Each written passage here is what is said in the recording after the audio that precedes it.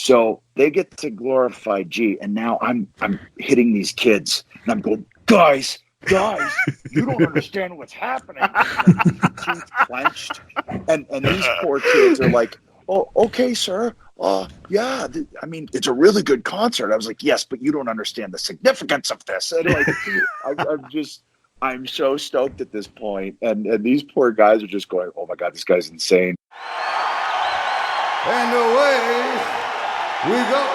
You're listening to Live on Four Legs, the live Pearl Jam podcast experience, featuring Mr. Stone Gossard.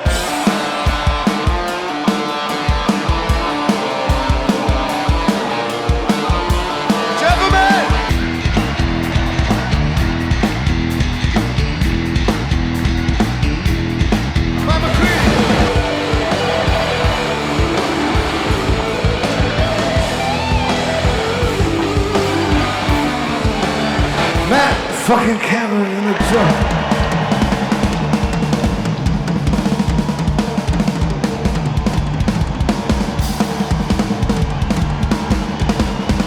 Mr. Boom Gasper.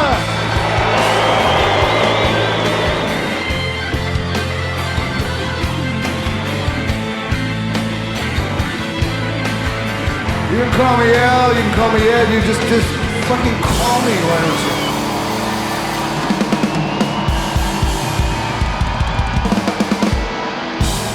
Hello, everyone. Welcome to Live on Four Legs, a definitive live Pearl Jam podcast, and we're here coming off of a back-to-back episode. This is Tuesday and Wednesday that we're releasing episodes, and this doesn't usually happen, but we had the opportunity to have on a really special guest yesterday, and if you haven't listened to that, go listen to that before listening to this. It's better to transition from that into this. I think you'll kind of get this episode. You don't have to, because this is Greenville 2016. Everybody knows what this show is about. So, but we had a really good guest on yesterday, Edge from WWE, Hall of Famer, multiple time champion, podcaster, all that stuff. He was great. He talked about his Pearl Jam fandom. You guys want to listen to that, but we're going to play some clips of him talking about the Greenville show in today's episode, because he was at this show and he was very excited, had some really good stories about it. So without further ado, Randy Sobel here, John Ferrer over there. John. Hello. We are doing a show that you've been to for once. Yeah, it's been a while. I think the last one we did was Charlotte. And you weren't even part of the show yet. Yeah. Back when I was just a special guest. But yeah, I've been wanting to do this one for a long time. It was a fantastic show. Everybody knows the album shows are special, but this one was special for a few different reasons for me. So I'm excited to finally get into it. It's gotten a lot of requests, I will say that. Again, Andrew Taylor being the most vocal of the people requesting it, and we got it in for you, and I'm glad that people are passionately requesting it. That means that they actively want to listen, and we wanted to find an opportunity to get it in, and we didn't want to say no, we don't want to do an episode that a fan wants because we don't want people to listen to us. That doesn't make any sense. So this all kind of came together at a really good time, this being the Royal Rumble week, being able to get Edge, him telling me that he went to Greenville. This, it all worked out. Yeah. And two, it's, we've been doing a lot of shows from the 90s, and even though this is a 2016 show, it still does have a lot of 90s stuff in it, obviously. So it'll be an interesting little detour from our Around the World series. I think so. And it's kind of back to form. Everything is in the basket in this. Every tool, every weapon is at their disposal. So let's flash back to the year 2016.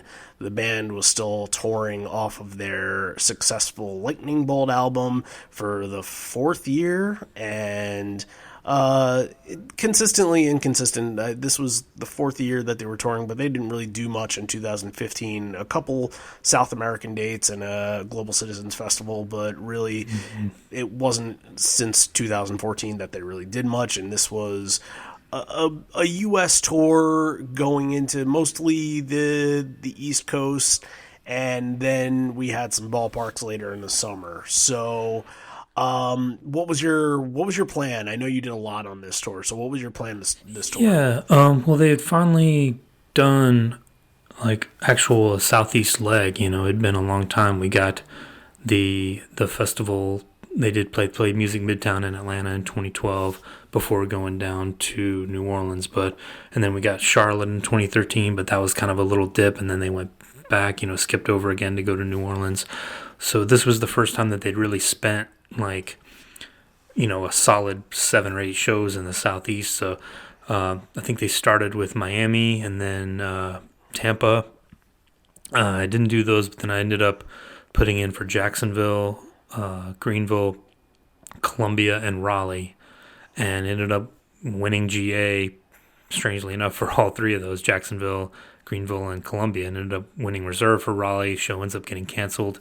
It's a different story. But yeah, Greenville, I was just so excited to have them. Greenville's probably 2 hours flat from Atlanta, so it's not a bad drive at all. I think I ended up driving down the night before, spent the night at the venue, did the whole Pearl Jam camp with the tent and all of that. I think I remember I was probably somewhere in the 25 to 30 range of people. I remember being surprised that there were so many people in line, because in Jacksonville there weren't that many, and back in 2013 in Charlotte there weren't that many. So you could tell that like they were definitely coming up in, like, people were aware of this. I think a lot of people made the trip from other places. So yeah, spent the night, did the whole thing. It was a lot of fun. Got to meet a lot of cool people, and had no idea what we were in for. And the whole tie-in to why Versus in Full happened on this night was because that Saturday was Record Store Day. Mm-hmm. So you being an audiophile and being the vinyl fan that you are, how did you deal with not being in line for Record Store Day? It was tough. I do remember. You made the right decision, but yeah, I remember. A Pearl Jam show was one of the only things that would take precedence over Record Store Day for me. Yeah, I think I had a list, everything that I wanted. I ended up, I think, going back and getting all of it eventually, the stuff that came out that year. But yeah, this show was definitely worth it. But I remember thinking, like, maybe, well, it is called. I wonder if they'll make mention of it, and of course they did. Yeah, more so that it's a very obvious tribute to records in general, and you're getting probably one of their most popular. And they're playing Record Store Day again this year in Oakland, so be on the lookout for people that are going to that show. That could be something special. There's a lot of interesting dates on this tour. Speaking of which, I think we have to bring it up because we are recording this kind of in the aftermath of everything that's happened on Saturday, so we might as well, we've really shared on social media what's happened to us individually, but go ahead and share. Let's share how we did today. Yeah, I being in Atlanta, Nashville and St. Louis were the easy choices for me. I did win tickets. I don't know yet if they're GA or not, but we will see. I'm excited to be in the building no matter what. Hey, that's exactly. I usually don't care where I am as long as I'm there, as long as I'm hearing and enjoying the show. That's what is important to me. And it's difficult because I've gotten rejections from lotteries before, and it's difficult because you're waiting in anticipation all day, and this is the only thing that you want out of this, is just to be there, and you don't want to be part of the general sale because it's just havoc, and afterwards trying to find tickets for face value is just a nightmare. So I wasn't successful today, and a lot of people that, you know, I'm close with weren't successful. Buckley, he wasn't successful. We both tried for the same things. We both tried for reserve, MSG with first priority and Baltimore second, and we both failed on that. Same with Dave from Live Footsteps. We were all kind of talking all day. Even Bagel, he went in on Nashville and St. Louis, but he lost out on Baltimore and MSG as well. They're tough tickets. They're the only U.S. Northeast ones, which, you know, all the Boston, all the Philly people that want to travel to go see them, it's a logjam. So I get it. I get it, and I'm not. The odds for those shows were by far the worst. Yeah. So you know they had by far the most amount of people. Yeah, and look, I'm never gonna say like I'm, you know, entitled to be at the show. Like, look, I'm gonna be at those shows no matter what. There's no question about it. It's just how do I get there and where do I get my tickets from? I think a sign of inspiration is the all-encompassing trip book that I'm reading, and basically them saying anytime we saw that people had tickets, we helped each other out. And I'm going to throw this out there, just, you know, for anybody that's looking for tickets, for anybody that has tickets, knows people that have tickets, just, you know, be there for each other. This is not a money-making thing, or shouldn't be a money-making thing.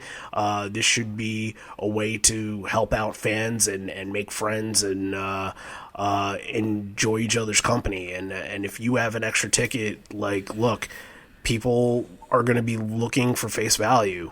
You know, I'm not personally saying that I should be paying face value for a ticket. I will pay more if I have to. If that's what it's going to take to get in the door, I'll do it. But I'm just saying, if you have tickets, I think it's the best idea for the fan to sell for face value. That's all I'm saying. I get sick of flippers. There's going to be a verified face-to-face bartering, whatever they're going to do. Like, you'd be able to sell your ticket through face value on the marketplace, you know, through the 10 clubs. So I think they're doing some extra steps this year to make sure that's easier for people, you know. And, you know, we'll see what happens. We still got a couple of months, so you never know. Yeah, you're right. It's, you know, it's not a lot of time, but honestly, this might be one of the first shows that I just head down to Baltimore without a ticket, and I figure it out when I get there, because it's always when you get there that somebody's like, last second I couldn't make it.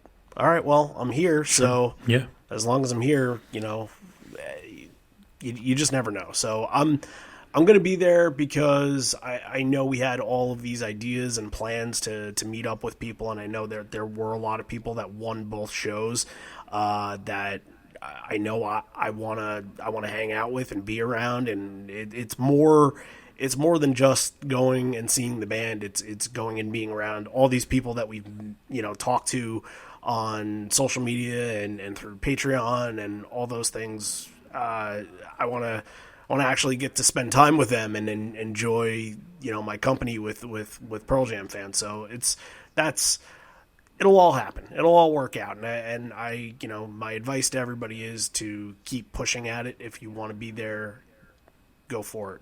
Just do it. So, anything, maybe we promote some things now? What do you think? Sure. Do we have things to promote? We have a Patreon. We always have Patreon.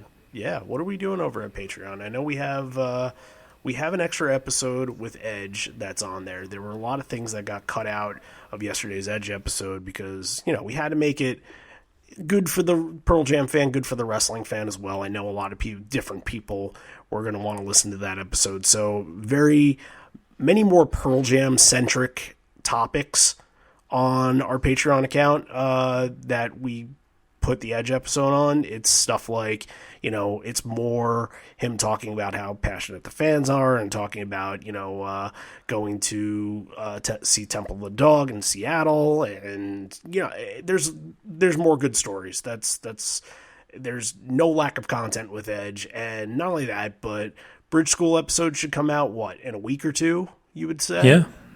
Pretty Finally soon. getting to 94. Yeah, that should be exciting, and Yeah. pretty soon we'll do another evolution. I think the next evolution episode is going to be on Porch. So what we've And got we've got to a lot of, we've got a lot of discussion over there about the new songs and all that. At time of recording, we've got a little hint of maybe what's coming, but we've got a lot of good discussion going over there too, pretty much on a daily basis. So thanks to everyone who's been participating in that. yeah, and where we're at with Patreon, it's kind of been amazing that we've spent a couple of months just promoting it and trying to do as much for the Patreon account as we could, and we're now at a point where there are enough people that we're starting these discussions and we're starting to kind of grow a community within a community, so to speak. So I know, look, we've been really bad about giving shout outs. I feel like we could do a better job. So I just want to, right now, I'm going to go down the line. Every Absolutely. single person that's Yeah. a patron, and I'm going to give them a shout out. And there are some people that are either going to be on the show in the future, or there's some people that need to pick a show. You guys know who you are that need to pick shows for us. So we'll leave it up to you guys. But I just want to go down the list and thank every single person, because I know that there's been a lot of new people this month, and if we didn't get your name in there, we're sorry, but it's coming all down now. Obviously, first one, Deborah McMurray. She was on the show last week, and if you haven't listened to the San Diego 95 episode, you have to listen to that because her stories are amazing. Adrian Peterson, Andrew Kerr, who is a new patron, Aurelian, who is just by far the best, Bradley Piasecki, Brian Anderson, who's new, Chris Everett, who's fairly new, Claire Millar, who is new, Dan Apollo, David James, Dylan Sumter, Eddie Quintana, Emil Mansour, Frank S., G Golly MM. So, G Golly, if you're listening to us, we still haven't gotten your name, so hit us back. We definitely want to reach out to you and see what show you want to cover. Jason Corbin, Jed Garfunkel, Patrick Bagel, Paul Marinick, and Sean Raskus. And there's one more that's a patron. Who could that be? John Farrar. Hey. You couldn't give up your Patreon status. I'm just covering my bases in case something happens, in case you decide to pull the plug on this little thing. I'm just covering my bases. No, it's look, I No, but I like supporting the show. Like I said, $1 a month. It's not even a cup of coffee a month. Like right. With all the things that we're putting on there, with all the exclusive episodes, with all that we're doing extra, I think it's worth it. And we're not asking for much, but like during this tour year, we're definitely looking forward to when John goes to St. Louis and Nashville, we're gonna have stickers, we're gonna have things to give away. We're gonna try to do stuff like that, maybe t-shirts. We'll see about these things, but we want to do these things, and the donations help us do cool things and do meetups and stuff. So I think it's time to get into the show, man. We've made these people wait long enough.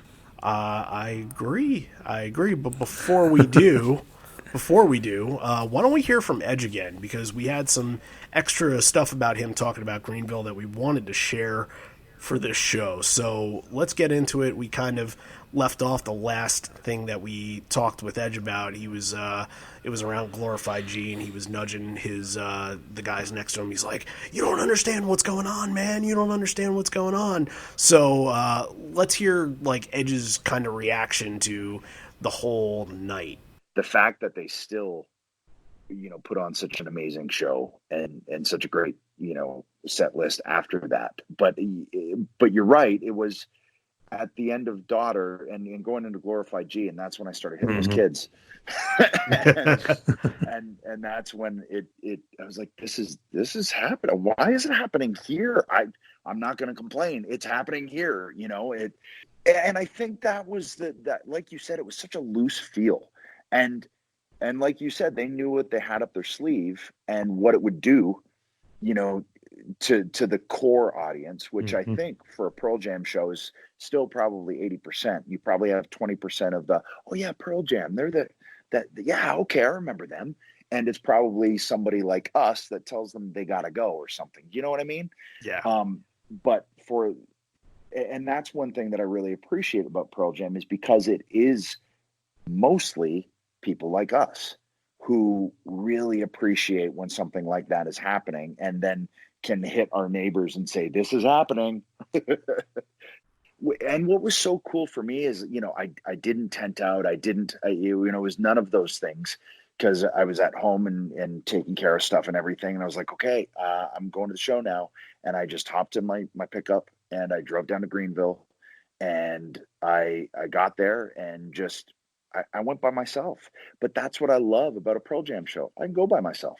And you can feel like you're around 100 different around people 10,000 friends, and you'll start having conversations and you'll connect on Pearl Jam, but then realize in talking to this community, oh yeah, we're all very like-minded. Otherwise we wouldn't be here. Right. We wouldn't appreciate this band the way we do.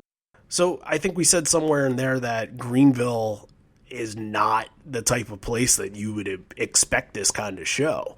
You get Moline and No Code and Milwaukee, and these aren't places that Pearl Jam necessarily pulls out all the stops to give them a memorable show.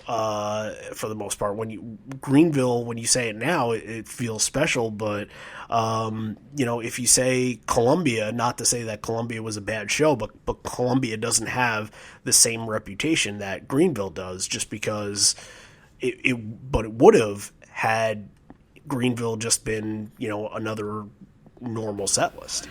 Right. Yeah. I mean, I remember being so excited that I was going to get, 9-ish hours of Pearl Jam in about a week.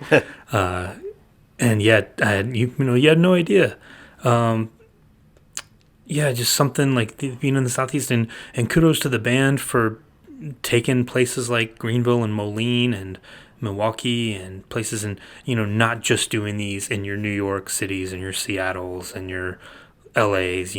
I give them credit for making these little shows special like this. And I know Record Store Day had a big part of it, and wherever they were going to be that day was going to get it. But do you notice he does kind of drop a little bit of a hint before they start? Did you catch that, what he says? I know he said something, but I didn't write down what he said. He says, we're gonna play some records. We're gonna play some records. Oh, play some records. Yeah, and I was like, looking back on you, like, he just gave that away, what they were gonna do. Right. But and I love, like, the electricity in the building is always palpable before they start, no matter where you are. When they come out, you've been waiting all day. I was on the rail in front of Stone's side, and just, you can tell in the video when they come out, they're so loose and like playing around, and Eddie just comes out and like bangs on the guitar a little bit, and they're in a good mood.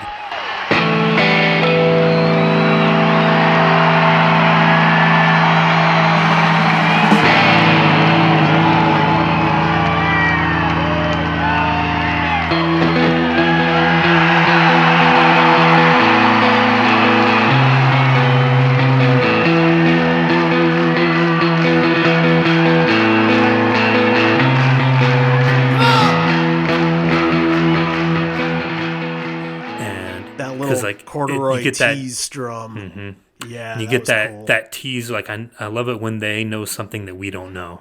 Right? They knew what was going to happen, so they were, they gave them a little bit of extra fire that night. And this version of Corduroy is great. I mean, it's. I mean, I know the MSG thing we talked about last year was great, but this is right below that for Corduroy for me. It's so good. Yeah, this is the kind of Corduroy where around this time they started really doing the call and response kind of Corduroys, where they would get to the breakdown and they would start doing the and that kind of stuff. And I know a lot of people, it is a little it's a little bit controversial to some people, because there are folks that don't necessarily like that. I'm in the boat of, it needs to be the right atmosphere. And I would say for a show like this, that you don't know what's coming, and I think in the bigger grand scheme of things that they do something sort of big to kind of build you up. I think it feels right. I think it fit in, and it feels like this version of Corduroy is the build to a mega set. Absolutely, yeah. The way the song builds, like it's one of my all-time favorite Pearl Jam songs. It's up there in the top 2 or 3. And if you had started with Go, they started with Go a bunch of times, but that kind of like I think they wanted to kind of build it up a little bit, and that's maybe being a little cheeky as well. That's maybe Eddie going, we're gonna make you wait a song before we get into what we're gonna do. This my next point is that we heard in Moline they started with Elderly Woman, right? And sometimes Hail. I think if you start off with Corduroy, with Go into Animal, maybe immediately you're thinking something. Maybe immediately something going through your head. Yeah, exactly. Well, you never know. But since you get Go and Animal after Corduroy, you're probably thinking to yourself, well, this is pretty normal because these songs are pretty basic to hear back-to-back live because they flow so well into each other that, you're not thinking differently. At least Hail almost never comes after sometimes. So maybe in the back of your head you can say, all right, something's a little fishy here. Maybe for Yield, something's a little fishy. None of us had any idea through Animal. You're just like, hey, man, like 3 kick-ass, like 90 songs in a row, like, this is great. Like everyone was partying, like everyone was jumping around, like people were singing along. Like the crowd in this is so good, especially in Go and Animal. Everyone's really loud because like I think Corduroy set the tone. Like they were in such a good mood, playing around, interacting with the crowd. You see Mike going around pointing at people, running around. Like they really got the crowd behind them from the first note. Yeah, like you can feel that the band, like you said before, that the band sensed that they had a trick up their sleeve, that they knew what was going on, and they were really pumped and excited for it. And you get into Daughter from Go and Animal, 2 pretty electric versions of those songs. You get into Daughter, and to me, maybe my first thought would have been, oh, this is interesting, Daughter this early, and I don't know if I would have put together Versus just yet. Were you in that boat? I put it together. When they started Daughter, I was like, wait a minute. Okay. Like, this is not the right spot for Daughter. Something's going on here. Right. And I think, and then, you exchange those looks with the people next to you, and you're like, is this what I think it's going to be? This is what we're doing? And what, by the time they get to the bridge of the song where like you think you'd normally get a tag and you normally get, a little extended thing, you get nothing and the song just ends.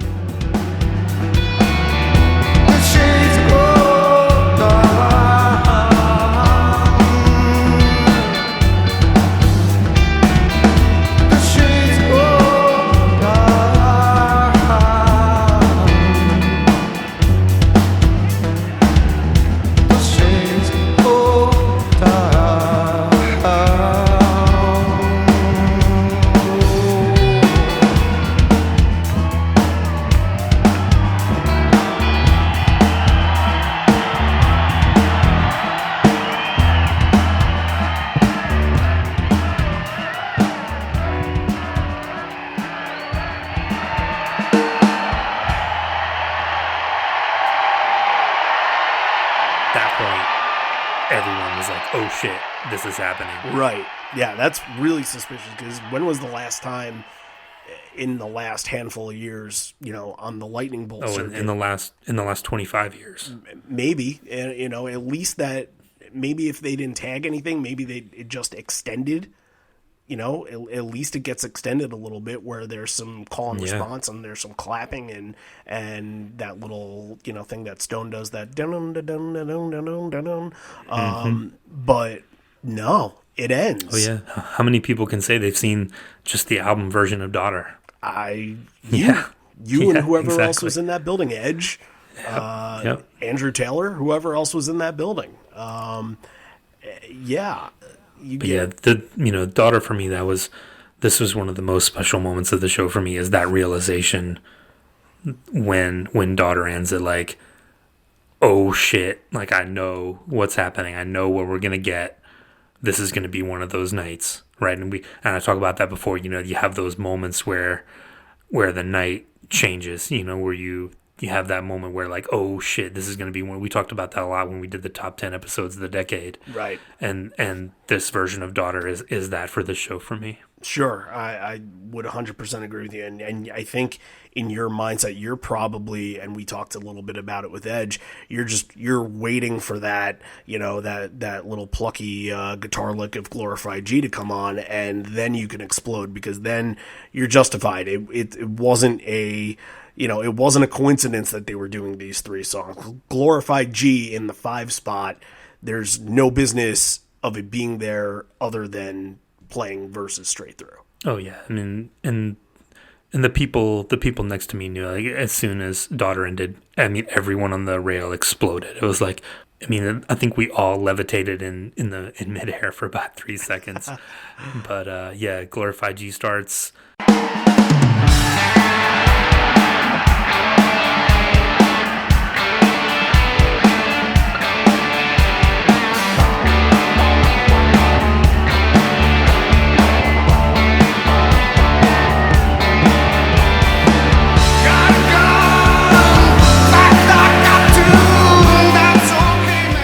Not my favorite song, but again, in this atmosphere, in this setting, I'll take it absolutely. I feel like the energy for this song, I feel like the crowd had a lot more energy in a 2016 version than they usually would. So right. I feel like once they get into the always keep it loaded part, I think Ed sort of gets another boost of energy there, and he's sort of feeding off it a little bit, and he's comfortable because he knows in a groove that he's, the crowd has figured it out. The crowd has is excited about we're this, all in it together now. Right, they can all celebrate it, and you're right there looking at them. Do you get the sense from them that they're thrilled that this is going on, and they're absolutely, they're in love with it?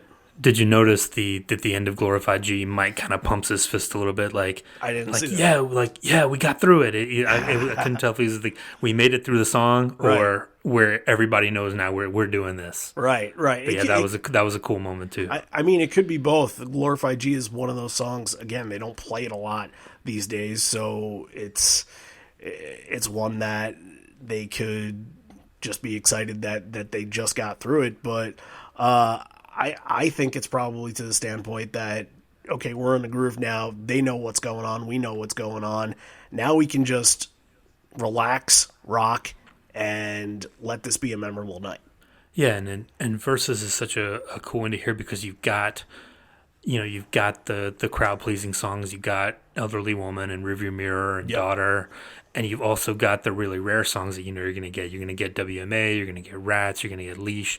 So it's really a good mix of where they are live. The ones that give you those crowd moments versus the ones that are super rare. So it was the best of both worlds, I think, to get Versus. Okay, in this mindset right now, 100% this is factual that you're getting the full thing of Versus. What's the thing that you're looking forward to the most? Is it something like Leash that's rare? Is it Indifference that's in the middle of a set? Is it Rearview Mirror that's in the middle of a set? What is the thing that is standing out to you the most that you're just like, when this comes on, I'm going to erupt? Yeah, I think it was definitely Leash for me. That was something I had not yet heard. I had a feeling it was going to be that. Yeah, and another one that such a cool song, again, probably my favorite song when I was 14, 15 years old. And to know that they were going to play that was special. I think that was the first thing that crossed through my mind is, oh shit, they're going to play Leash. Right. Yeah, definitely Leash. But a lot to get to before that. Yes, obviously the next song is Dissident, and you're in the groove, and I love at the end, Ed kind of improvs the end of it, and he says, sometimes you gotta get the fuck out of there. He's loose, he's having fun with it, and he can kind of just screw around with it, Yeah, definitely. This was one of those nights that, like, everything came together and the band and the crowd and everything feeding off each other. Like there was a special energy in the crowd. All right, this is great because we almost never get to talk about this because it's almost never played. WMA with the drum intro, everything. Some versions that we've covered at WMA, they've started with the acoustic guitar, and it's been a little bit different. But this is a true intro to the song, and it doesn't have exactly the same power as the album version. But whenever you get WMA like this, it's savor it because it's fantastic. It's a fantastic song when it stands by itself. Oh yeah, and Matt in 2016 is not Dave Hay in 1994. He's not hitting every little thing in the pattern, but it's definitely worthwhile. I mean, I think what I remember about this is just watching Jeff be in his groove. I think I'm going to try to find it and post it, but I think I have a little GIF of him doing his little groove on the bass. I'll try to find that. But yeah, I remember just watching them on, like, again, another song that they nailed. Like they got through Glorified G, great. They got through WMA, great. So, and they'd probably been thinking about this for a while, being Record Store. I wonder if they'd been sound checking these to get them worked out. But yeah, great version of WMA. Well, if you look at all these songs, most of these, the ones that are in this meaty little section right here, they haven't played a lot on this tour just yet. Mm-hmm. But Glorified G, Dissonant, WMA, Blood, they've all played twice on this tour already. They would go on to play Glorified G, or actually this would be the second time that they would play them. So they've already played it once. So maybe, I can't tell you what dates each song was played. Maybe one of the Florida dates. I know there was something Fort Lauderdale and Tampa maybe, I think. Blood was played in Tampa. Right. It could, I don't know what was played in Jacksonville. That would be something you can answer. But some of those shows had some of these songs. I don't know if this was necessarily calculated, where they said earlier in the week, hey, let's warm up on some Versus songs in these places, and certainly then possible. Let's make the goal for Record Store Day this. So. And too, one more thing about WMA, Eddie playing guitar. I don't think that you get that a lot. He had the guitar on for WMA, rocking out a little bit, so that was cool. Yeah, that's definitely not something that you see with it, and obviously it's 17 times that it's been played in full. This song has been around for over 25 years, so whatever you get on it is going to be incredible and amazing, but when you get something a little extra special, and Ed knows how special it is, he can throw a bone right back at you and be like, all right, well, this whole set is something that you'll never see again, but here's something you'll really never see again. So, Blood, Rearview Mirror. I like to package these together because I think the transition between these, and at this point, no stops. This is straight through. Right. There's a little pause. I don't think they needed to stop and explain what was going on. But it's incredible because you think for the sanctity of the album, they want to try and keep it as close to album time as possible. So you have, in between Rearview Mirror and Rats was really the only time where they kind of pause a little bit, take a water break, let the crowd kind of soak it in and give them the appreciation in between. But that's 9 songs that they played straight through, which is kind of unheard of. There's no real Ed soliloquy here. There's no anything like, hey Greenville, how are you? It comes a little later, but it's still... Well, you got a little bit, during Corduroy, he does the live from Greenville, it's Saturday night. Sure, yeah. But that was it. That's it. That's it. So, Blood, Rearview Mirror, it feels, if I'm there, I feel like I'm listening to the album at this point because, again, no stops, and the transition between the two songs is just incredible.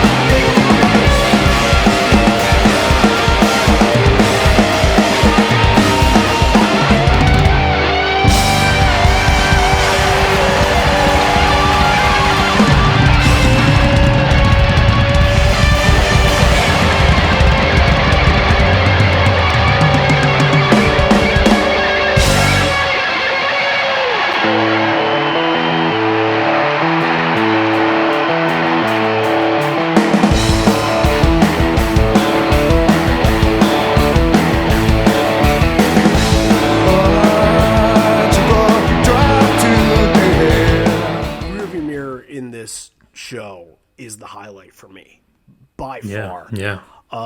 And I should too shout out to the drum techs and the guitar techs, because they were doing guitar changes and Yeah. also they were running that stuff out there. You know, they told them like, hey, we don't want any downtime on this. We want this to be an album show. We want it to go through. You had techs running all over the place. You know, they were tuning, and do a shout out to those people who made that thing go smoothly. We talked about it a couple of weeks ago with all the changes, you know, why they would play songs like Not For You and Rearview Mirror next to each other. They're doing WMA Blood, Rearview Mirror, Rats, and that's guitar on Ed, guitar off, guitar on, guitar off. So that transition in between Blood and Rearview Mirror to get a guitar on Ed and for that to be that seamless, that's fan-fucking-tastic. Yeah, they do a great job. Yeah, and this version of Rearview Mirror for me is the highlight of the show. It's great. It soaks in all the energy. You get the fans clapping in between there. You know, we talk about different versions of Rearview Mirror that have that bridge and where they are going with that bridge, but this one, it feels like it's this high energy. This one's all them. You know, they're yeah.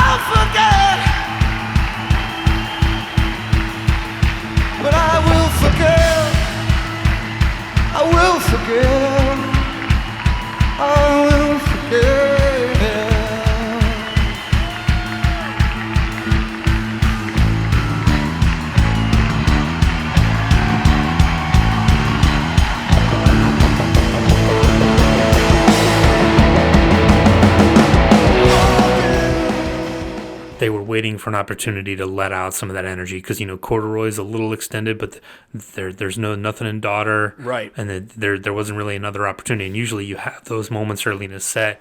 You might get an even flow or a Given to Fly or Do the Evolution where they can kind of let go and jam a little bit, or Mike can take it and have a moment. But this was really the first one since the very beginning of the show, so they were definitely channeling something during Rearview Mirror. Yeah, Rearview Mirror is absolutely the even flow spot of the set and taking its place here. And honestly, to be totally honest with you, I would love to see it switched up a little bit where Rearview Mirror could be the eighth song in the set to just kind of take you and zone you out and get some, you know, different sound in there, and then have even flow. It can go close the anywhere. set. Yeah, like change them up a little bit. This works. We'll see what happens this year. We'll see what happens. I don't think that even flow is really going anywhere. It hasn't for about 25 years. So, but we shall see. All right, you get Rats, and again, there was a little pause before it, but it's a little slow. This one I feel like they had to work a little bit for, but it still worked. It still sounded pretty good.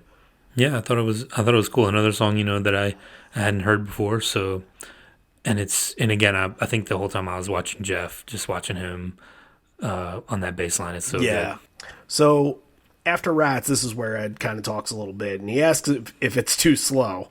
He talks about the record and recording it in a compact space, all being crunched together, and it kind of beat the fuck out of them. And he gives Stone a lot of credit for saying that the next one, while Ed was kind of jamming on it a little bit and sort of figuring it out, and he didn't think much of it, Stone said that he liked it and wanted to give it a shot. And this is one of the band's most absolutely pivotal songs. Elderly woman behind the counter in a small town. Yeah, and if you think back, to 1993, this doesn't sound anything like 10.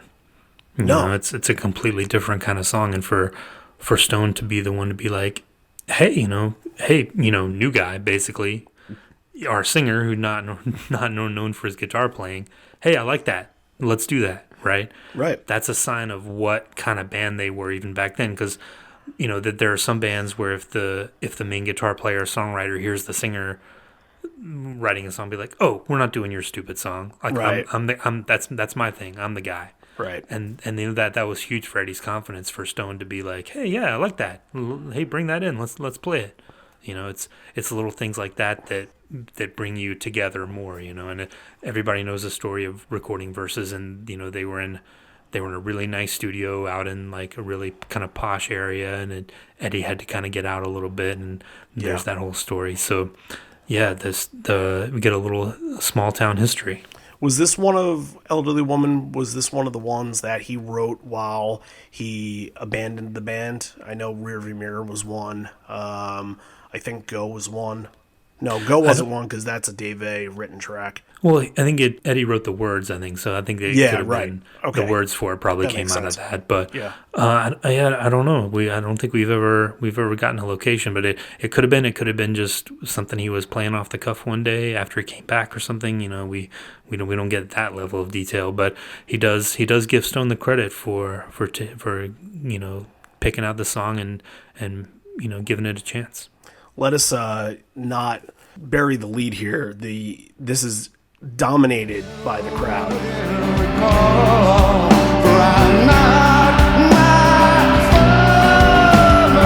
It's hard when you're stuck upon the shelf.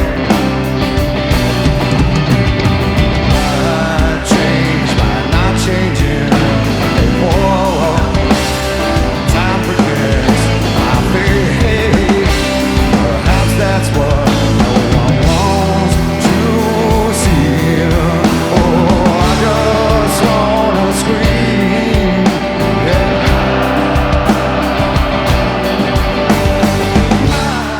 Yeah. You just get the crowd at full tilt here, and they are in the palm of their hands, and they're singing, especially the Not My Former part. They get as high as possible, and I think this is just sort of is one of the climaxes of this little part of the set where you could just say, we deserve this treat. We got a treat tonight, and this is us celebrating getting a treat. Oh yeah, I mean, I think too. You always think like, oh, I want our show to be represented on the bootleg, right? I want us to sound like one of those big shows. So it's a little maybe imposter syndrome or whatever you call it, but I remember screaming as loud as possible so that our show you'd be able to hear the crowd on the bootleg. It was, you guys did a good job because this was a fantastic version of the song, and it's a song that I like versions of the song that's dominated by the crowd. I think that's the best way to do it, and you guys held your own. So especially what's coming after this, and I think that this is probably the most anticipated one. You said it earlier. Mm-hmm. Never saw Leash before. This is your opportunity to do it. So they get into it, and they do like the extra measure in the beginning, and the crowd is singing the Troubled Souls Unite, and they keep going anyway. I feel like they should have. They shouldn't have started the song. They should have just got into it where the crowd had led them. Yeah, and I think he noticed that too, because what I remember too is I remember Ed just disappearing, right, Oh. and being on the rail. You can't really turn around and see what's going on behind you. There's Sure. people and everything, but going back and watching the video, you can tell he kind of takes off towards the side of the stage, runs out in the middle of the crowd. He's kind of behind the GA area, kind Right. of in between the GA and the seats, and he's going through and singing at people and kind of running through the crowd. I just remember looking around like, where did he go? But yeah, I kind of took this opportunity, and Mike and Jeff have a cool moment, and like Mike and Stone have a cool moment. I just kind of took the opportunity to sing along and kind of watch some of the band interactions, which was really cool. This was one of the few. This and Rats they hadn't done earlier in the tour, so all the other songs that they've had some practice with, but this one they didn't get a chance to play at one of the Florida shows. So I'm not going to judge Leash for being a little clunky because you know it is what it is, and you're getting verses at this point, and that's the most important part. But Lucky Face, however. Oh yeah, I wasn't singing Lucky Face. Of course he not. Was singing Nobody Lucky was, Face. except for him. And that's that goes to that's for the kiddos in the crowd, and Sure. if he wants to show this bootleg to his daughters, he can say, Daddy didn't curse. Daddy was on his best behavior. Maybe not in other points in the set, but he was on his best behavior. So, all right, you get to this is your final moment of verses. Well, yeah, so he comes back on stage. Sorry, and he comes back on stage and says, "All right, so that was our second album. That was all the songs." And everyone kind of goes like, "Whoa, hold on." Right. Again, he's got the crowd in the palm of his hand. Right. And I didn't realize this until watching the video on it, and I'm like, something's just a little different about Indifference. Like it feels like the album version, because when you hear Indifference, it is one of 2 or 3 different closers that you predict that you'll get on a nightly basis. But you get this, there's no house lights on, it's dark, it's got that dark demeanor to it that the song originally has, and it's not necessarily the same kind of sing-along, even though the crowd is singing along to it. They're not gearing it to be that version. Yeah, I mean, and what did you think about the drums? Matt's playing a little something different. He's doing a little shuffle. That's sort of that's sort of why I thought it's a little different than what you would normally get. Right, that's sort of why I thought it was a little darker. It didn't have that. I think nowadays, if they close with it, they know, okay, let's play it more upbeat because the crowd is going to sing along. This is a little more ominous, a little more, a little darker. I liked it. Yeah, and when else are they going to do this at this point in the set? They did a lot of weird things on this tour, like played Release in the middle of the set, and those kind of things. When you get the opportunity to do those in places that the fans and the crowd aren't necessarily going to expect it, you gotta change it up a little bit. You gotta make it that part memorable, because people know whenever they see Indifference, the house lights are going to go up and they're all going to sing along. But I think keeping this to as close as the record version as possible was a really good call and a really good way to cap it off. Oh yeah, it's fantastic. And I just remember thinking like, well, what now? Right? Yeah. Where do you go from there? 13 songs in, and 14 songs in. Are you set? Can you walk out and feel accomplished that the show's over for me? Basically, like anything from here on out is just gold. Like, oh yeah, I'll take it. Definitely, and to think too, and that was 13, 14 songs. We still got 20 more to go. So what the hell are they going to do now? And we get a little bit of, you get a little lightning bolt set after that, which makes sense. Yeah. I think it's fair that they do their second album in full, that they sort of have to pull in some of the newbies. Mind Your Manners, Swallowed Whole, and Sirens. my only thing about this, I love Mind Your Manners to sort of bring you back into the set and start a new set. He says Back to the Future. Right, yeah. And however, I think that going from something like Mind Your Manners and The Swallowed Whole, I thought that was a little disjointed of a choice. Maybe like something into Lightning Bolt or something a little more upbeat, like a Getaway or something like that could have worked. But Swallowed Whole had it was weird in between Mind Your Manners and Sirens.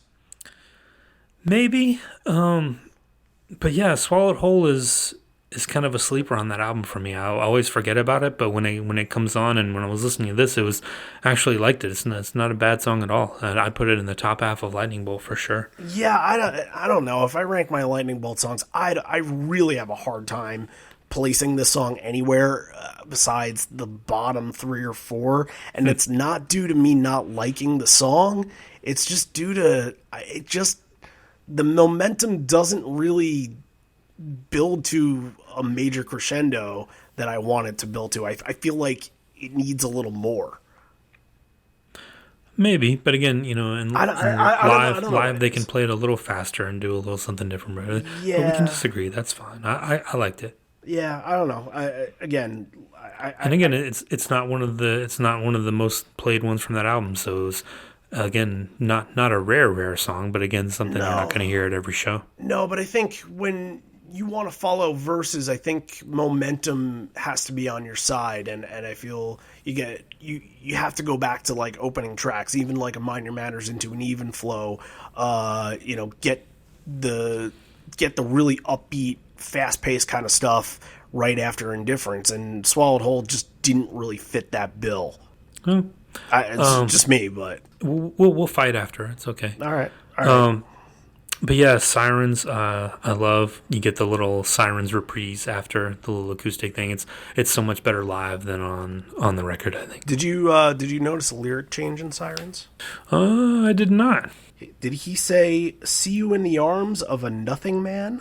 It's certainly possible. That's what I heard. Little tease of what's to come. Yeah, according to my notes, that's Nice. what I heard. Yeah, I'll have to go back. Yeah. We'll check it out. People can decide for themselves. Yeah. This is a part in the set where Ed talks about Record Store Day a little bit and talks about all the gifts that Mike got for them from Horizon Records and gives them a toast to their bicentennial. Yeah, I didn't get a chance to go. I remember thinking I was going to try to go, like, leave the GA line for like an hour and be, because some people I think were doing that. Right. Like, I'm going to go to the record store, but I didn't, I would have been lost. Like, there was no way I was going to try to leave and then come back. But right. Yeah, that's a cool little shout out. Let the Records Play and Spin the Black Circle. This is like their tribute to Record Store Day here, and I love when they did this in Memphis. I love this little section. Whenever they want to talk about a spot that has some really good record stores, and I think you can predict that these two songs will be played in Oakland on that Record Store Day this year. It's a really cool tribute, and you sort of Let the Records Play is the lesser of the two.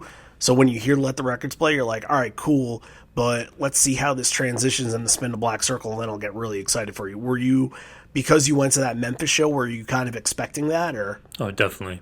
Okay. And Spin the Black Circle is a highlight too, because I've mentioned it before when we talk about it. You get Mike running around the entire stage. Yes. Like a record needle, spinning around and around like a record. So that was a highlight for me. I really enjoyed that.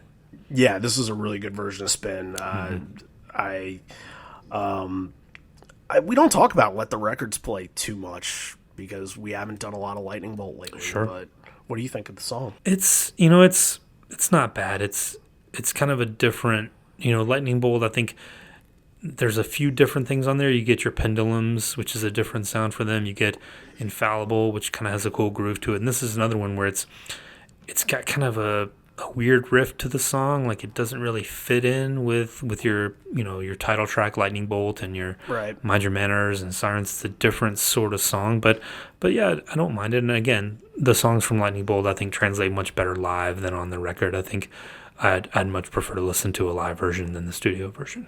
the first time I heard the song, I thought that this was their best imitation of Springsteen. I think it sounds exactly like a Springsteen song. Okay. Just like the rhythm, like the a 70s Springsteen song or like an 80s yeah, Springsteen like song? Greetings from Asbury Park kind of. okay. Yeah, like that when he was doing more of like the bluesy stuff instead of the arena rock stuff that he would do a little later.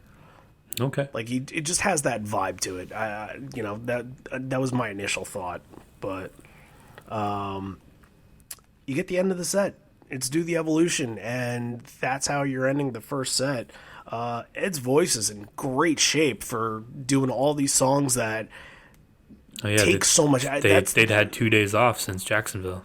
Right, and all these songs, Dissonant, WMA, Glorified G, Blood, they take a whole lot out of you.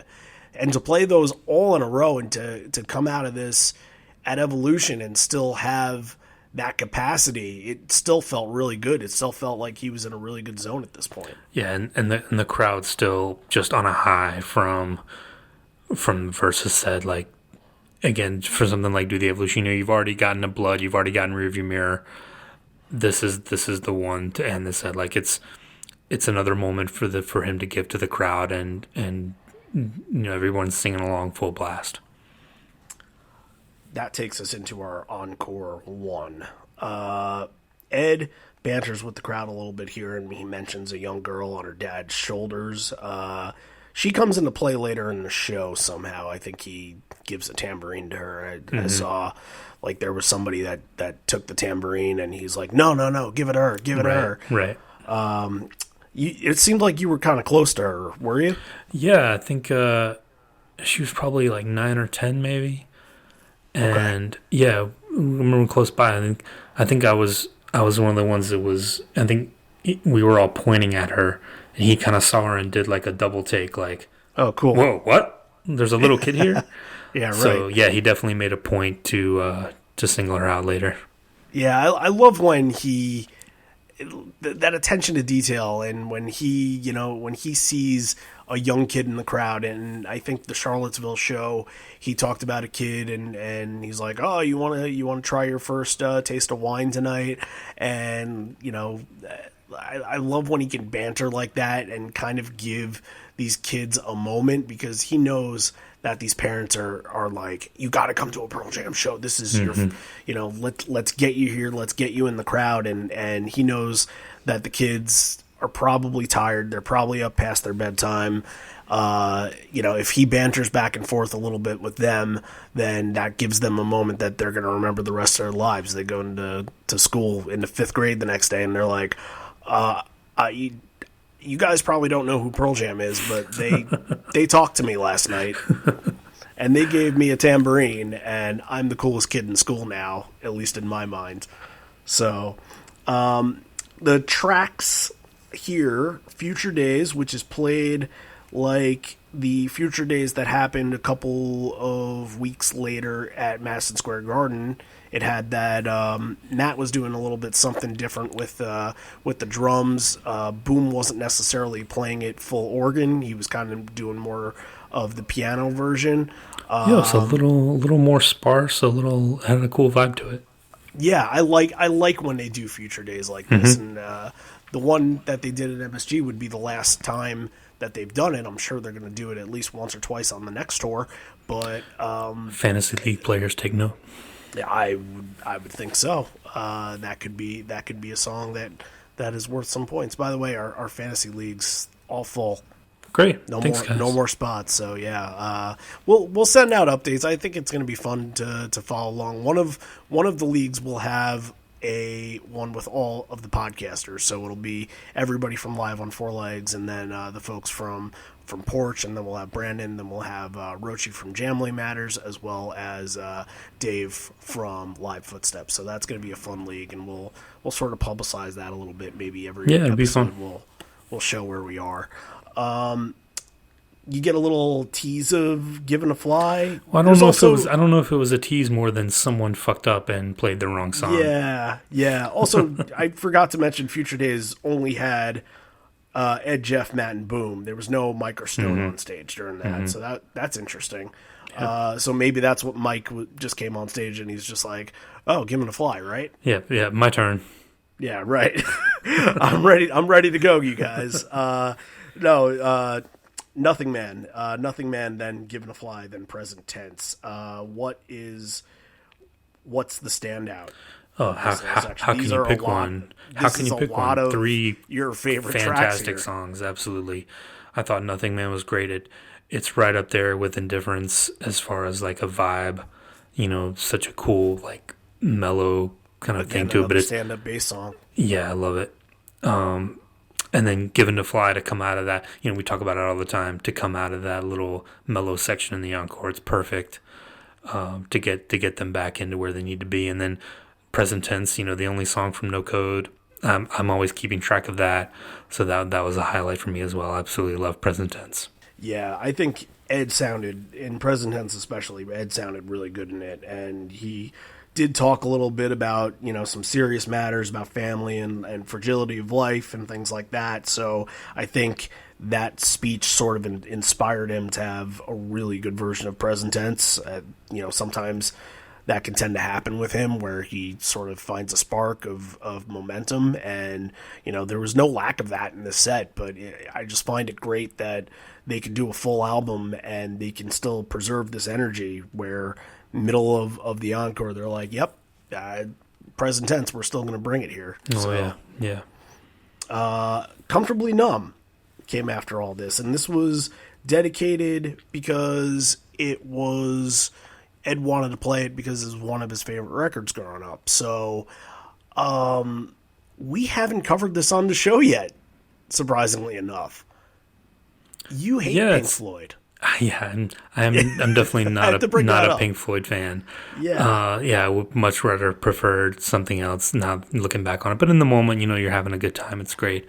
Sure. But yeah, it's not one of the bands I'm really familiar with.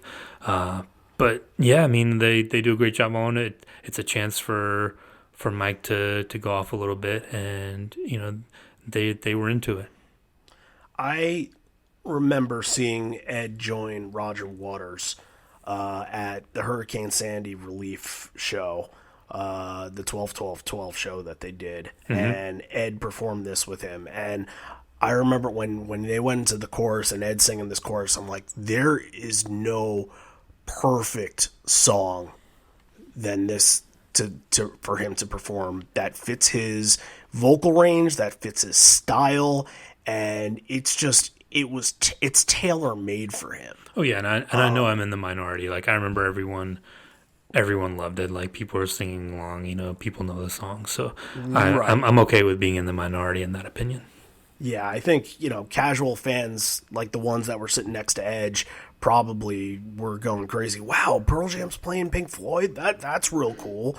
I'm sure there were a lot of people, you know, because they weren't doing it a whole lot at the time. Sure. This was only the sixth time that they had ever done it, and I think if they were doing a cover at the time, they were doing Mother more often. Right. Yeah, that was more early 2010s, I think. Right, but again, this is a perfect fit for Ed's voice. Mike is, I mean, it's a platform for him, obviously, and it's a thing of beauty.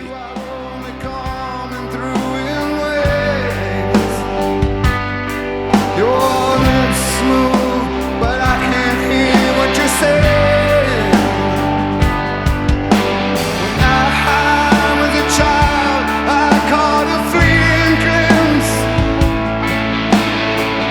out of the corner of my eye.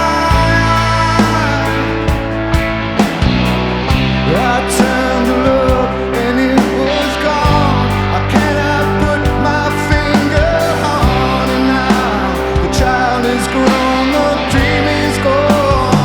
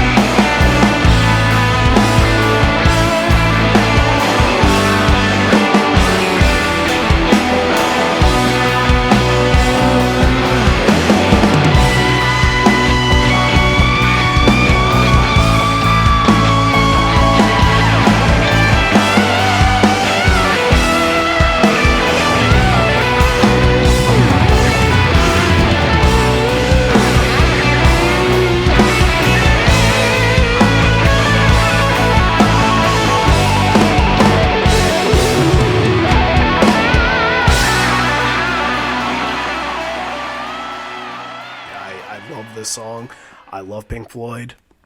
It's a half of a popular opinion on this show, but that's all right.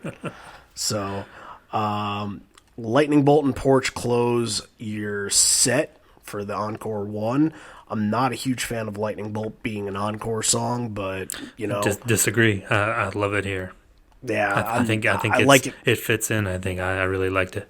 I like it early in the set, and not in a way of like, let's get it out of the way, in a way of like, it's sort of, it helps you pump up and kind of gives you some energy early, like one of those, play fifth or sixth to sort of cap off a section kind of songs. Yeah, they were doing it with Mind Your Manners.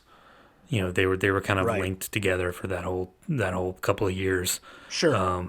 But yeah, I think if it sticks in this place for 2020, I'm okay with it. I like it here.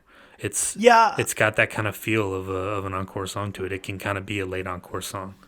Yeah, it can. I think, maybe the disappointment lies in, if you've seen them a ton of times from 2013 on, you've seen, this isn't a rare song that you would get in the encore, like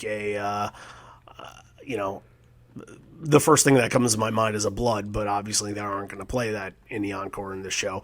But along those terms of where you could get a rarer encore song and you get something like Lightning Bolt, you're like, well, I've gotten this a couple of times, and that's my spoiled brat coming out. Too, this isn't like a Lost Dogs heavy show. It doesn't need to be.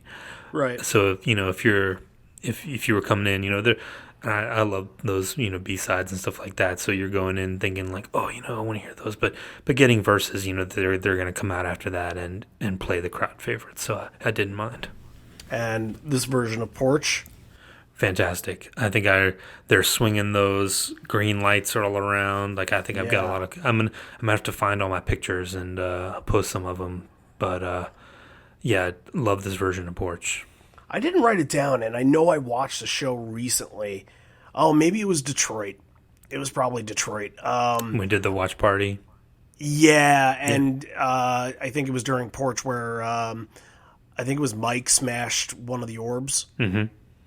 I thought it was this version of Porch where it happened, but it wasn't. No, I mean, I remember them. I think it was Detroit. I remember thinking that someone was going to get hurt because, especially Jeff, they were coming really close to his head when Mike was swinging them around. But right, yeah, it's just dangerous. I mean, it's just a chance for them to kind of like relax and jam out a little bit and celebrate with the crowd and be, again, this whole show they're so interactive, like. Mike and Jeff on their side always, Mike's doing his thing where he points at people and he's throwing picks and he's very interactive, and Jeff doing the same thing. Eddie running around all over the stage, like running into the crowd during Leash. This is a great crowd participation show. Ed reached out and shook the young girl's hand at this point. Right. That was this point. Yeah. And then he comes back on stage and he smashes the mic stand. So you get a little of the Pete Townsend out of Eddie in this. So that's a cool way to end it. Encore 2, he mentions 25-year anniversary of Temple of the Dog and talks about playing the next song on a jukebox at a club, which kind of kickstarted the, them wanting to cover it, I suppose. Oh, we finally get it. I'm so happy. Finally, we've covered it a couple of times. Not with me. What do you mean? Yes, we have. But yeah, I liked it, and this was the point where they were playing the songs to the back. They would turn around and play a song to the people in the back. So yeah, I enjoyed it. So he says that the next one might be as old as the Temple songs, and they bust out Breath. This feels like, this feels like a treat that you're getting something like Breath. This is what I'm talking about. This is the kind of song that you want late in the encore. Yeah, that feels the special. The rarest song of the night if you don't count the verses ones. Sure, yeah. So, and you love Comatose, and then they go into Better Man as well. So this is a nice little encore. Absolutely. I remember to have them come around turn back around after Last Kiss and go right into Breath love it. And I think it got the crowd immediately back in. I remember everyone freaking out on the rail too, like, oh shit, Breath. Yeah, absolutely. A plus. Loved it. Better Man for me felt really special here because it felt like I usually say that Alive is your last time to get your final moment, but Better Man sort of feels like it's this at this show. I don't know why. I feel like Better Man is your precursor into the next 3 songs instead of Alive being your precursor into the next 2. I feel like Yeah, Better Man just had and that everyone's energy singing to it. along. Everyone in the arena singing along. Yeah. So I mean, great stuff, great version. Then you got Bread and Butter. You're closing out your night. You got to say goodbye somehow, and I know it had been a couple hours. It had been an hour and a half since the real stuff had happened at this show. But what's going through your mind? I'm floating. I'm floating in the air, like just on a complete high. I think everyone in the building was. Just a special night all around, and to get 3 songs like this, just to say thank you to the band, and to reciprocate that energy, just made it super special. Like I absolutely loved it. I just remember thinking like, this is absolutely crazy, and then to have them come out and play these songs, like, you have a tendency to kind of skim over Alive and You'll Live Better, Baba. Because you talk about it all the time, but it's so special when you're there in the moment, and you're there, you've gone through this whole show, you've gone through all the highs and the lows and all the moments, and it's just a chance for the crowd to say thank you, the band to say thank you, for everyone to come together one last time and celebrate the evening. And Baba's in that same category Yep. of Comfortably Numb, where he's paying tribute to one of his idols growing up. And, Another record store day. Exactly. Nod.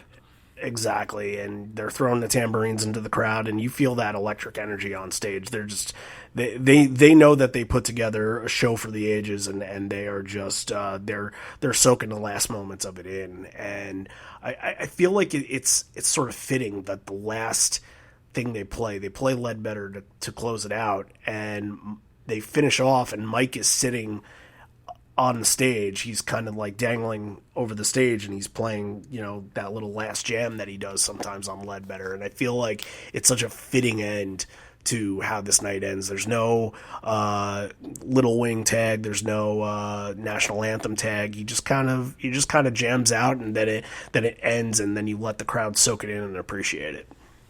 Absolutely. All right, we got to the end there, and it felt like so long ago that we had talk about the versus stuff. But is there anything in your top 3 that's not part of versus?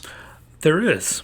Okay. As a matter of fact, 2 of them actually. My number 3 is Spin the Black Circle. Okay. Being record store day. I remember watching Mike run around the stage like I talked about and just cracking up laughing. Like, that was such a cool moment. I'll remember that forever. And my number 2, Corduroy, coming out just from the very beginning, how loose they were. Like I talked about, they knew they had something up their sleeve. The call and response, the crowd's into it from the very beginning. Fantastic version of Corduroy. And the whole verses, like, being there for that was so special. Like, it's something I can always remember and go back to. But my number 1 moment, if I had to pick one out of that album, it has to be that moment in Daughter where you realize what's happening. Like, Yeah. just everyone's head exploded on the rail, and probably everyone in the building. I mean, Edge talked about it too, like grabbing those. Like, do you know what's happening? We've talked about that a couple of times, but yeah, just for that moment, just to realize it's one of those things where the mood in the building changes, and you're in for a special night. There's nothing like it. Yeah, I mean, honestly, you get something as special as this, and the place is kind of, everybody kind of knows what's going on, and there's whispers, and people are looking around like, do you think, is this what I'm thinking? Is this what you're thinking? And then when like you said, when they don't tag with Daughter, they go right into Glorified G. You can hear the place erupt, and that's sort of my number 2 moment. It's sort of in between spot where they, like, the actual realization where everybody is in on it, and the band sort of soaks in that energy. So I would say it's kind of more for me Glorified G than Daughter, because I feel like in the middle of that, maybe there was some trepidation playing a song like Glorified G that they don't play a lot, but Ed is belting out the always keep it loaded part, and, you know, Mike at the end, like you said, was, you know, pumps his fist, and he's like, that's it, we're making history here. That's my number 2. My number 3, I am kind of going out of order here. We forgot how to count. My number 3 is Comfortably Numb, because I love this song, and I love this as, you know, just a platform for both Ed and Mike. It is the perfect Ed song for him to cover. There's nothing better than this. I love Pink Floyd, and I'm more of a casual Pink Floyd fan. I don't like their weird stuff too much, but obviously this is one of their best in their catalog. So, for knowing what they did with it at that Hurricane Sandy show, and then I got to see it at a show after this, probably in the same year. One of my favorite moments for sure. And then number 1 is Rearview Mirror, because it felt like, the climax of that whole entire first part of the set, where everybody can really celebrate that, versus being, the album of the night, being the special treat that everybody was getting. I felt like Rearview Mirror was the standout of all that. Nice. Because they were able to sort of expand a little bit. So, because this was your show, do you want me to give my ranking first? Or? Sure, go ahead. All right. I really like the show, for obvious reasons. It's never a good sign when you start out with that. And you shouldn't think any different. That's your sign that it's getting a 3. No, not at all. Not at all. This is getting a good. He's like, I really liked it. Yeah, I know what's coming. But no, I don't have too many buts. I think my buts are, very small. Like, should have kept momentum going with something else that wasn't swallowed whole, or maybe a different choice in the encore instead of Lightning Bolt. But those are small, unimportant things.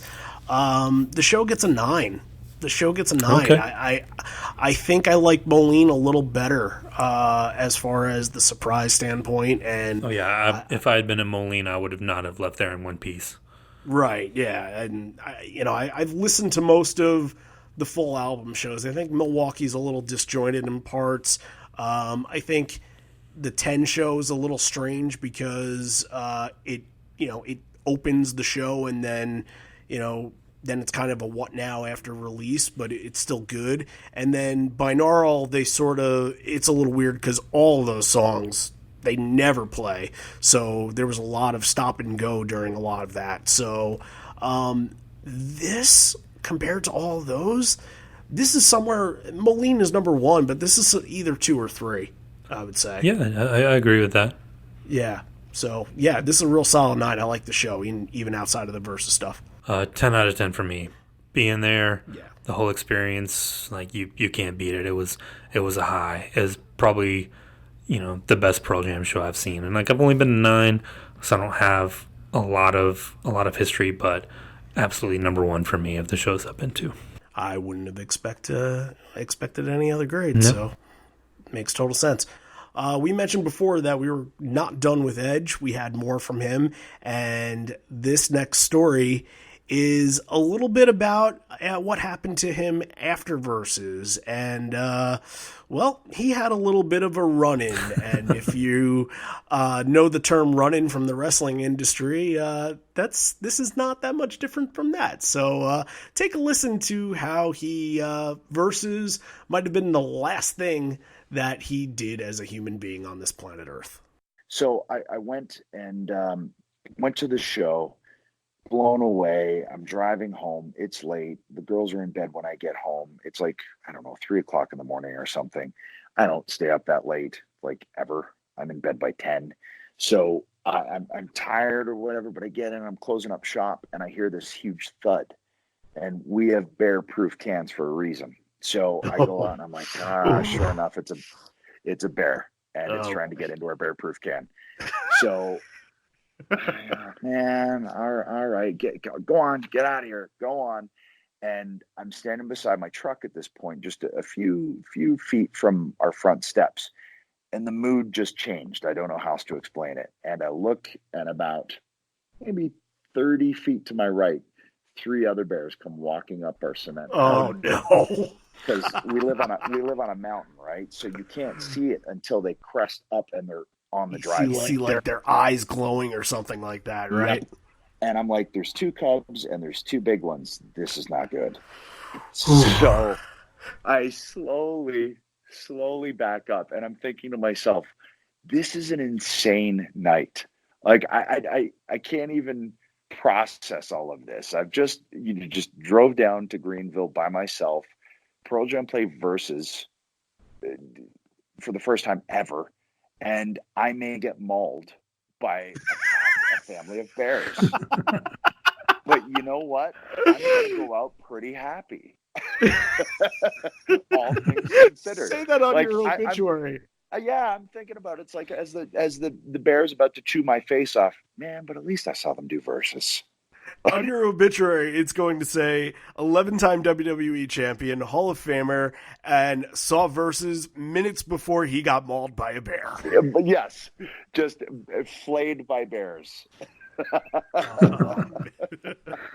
And you know what? Eventually that story would get out and they'd write a song about it. Oh, yes. There would be tribute shows. The Vitality Foundation would, all benefits to Adam and hashtag, justice for Adam for bears. And oh yeah, there'd be a ukulele song about fuck the bears. So, Edge was almost mauled by bears, and we're glad he made it out alive. Yep, he's still alive, folks, and he was able to talk about it.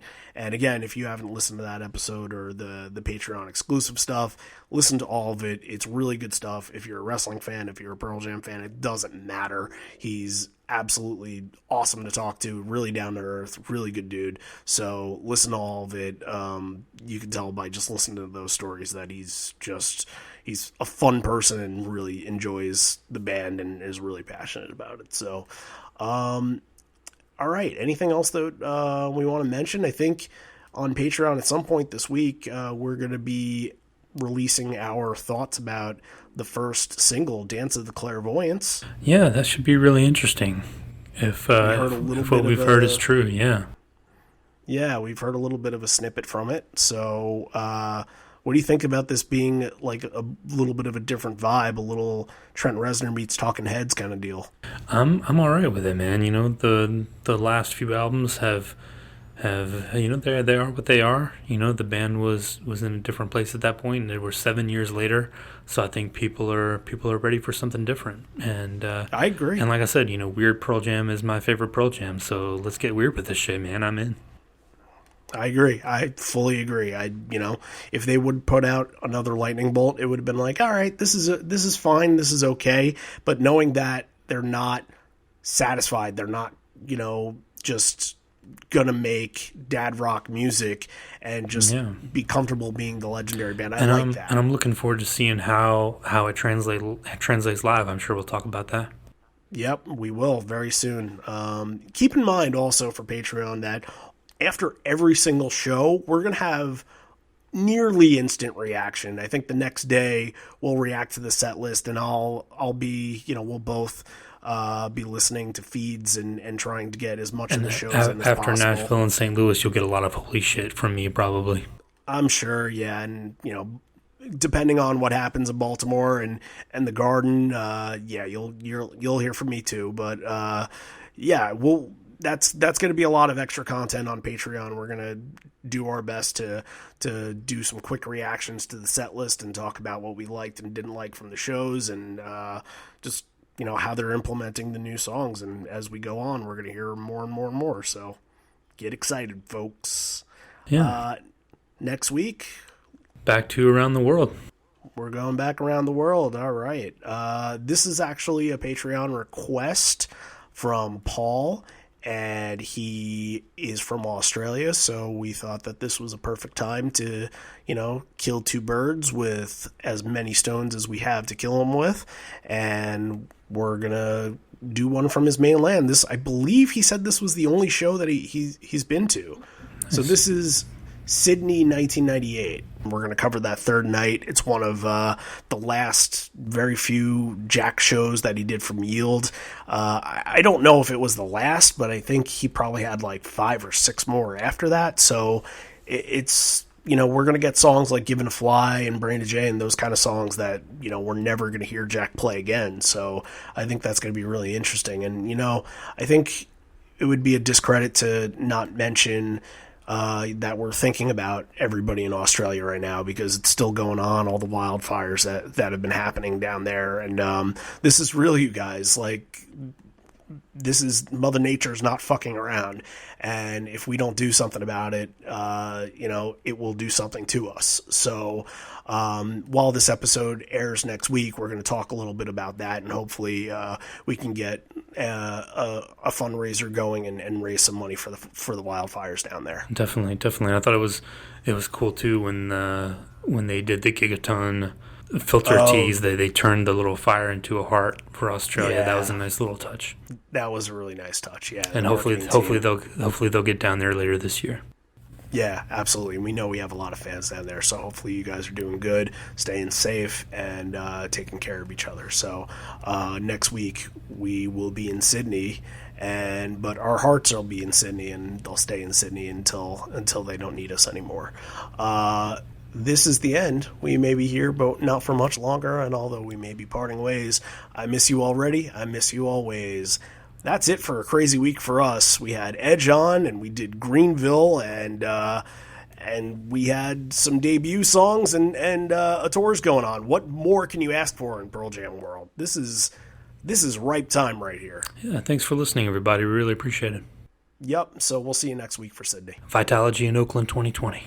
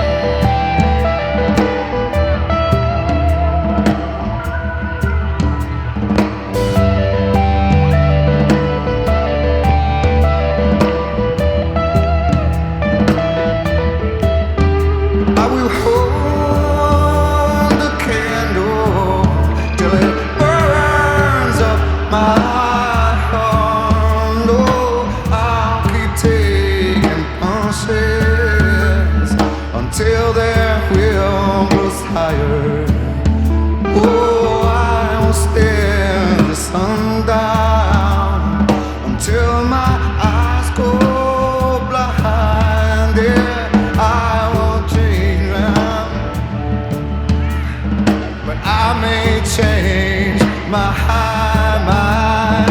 How much difference does it make? How much difference does it make?